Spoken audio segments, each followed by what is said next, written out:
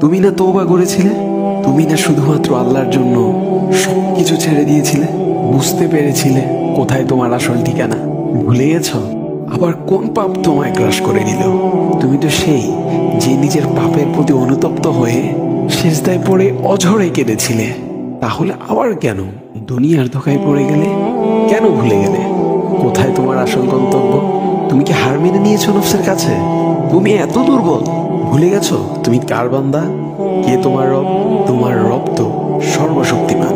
সর্বশক্তিমানের বান্দা আবার কখনো দুর্বল হয় নাকি? মৃত্যু পর্যন্ত লড়ে যাও তুমি। শয়তানকে দেখিয়ে দাও তোমার ইমানের পাওয়ার। শয়তানের ধোঁকায় পড়ে অনেক পাপ করে ফেলেছো, তাই নিরাশ হয়ে গেছো তুমি, তাই না? তুমি কি জানো না তোমার রব কতটা মহান? তিনি তো তোমাকে ক্ষমা করার জন্য অপেক্ষা করছেন। তাই ফিরে আসো সেই রবের দুয়ারে, যার দুয়ার কখনো বন্ধ হয় না।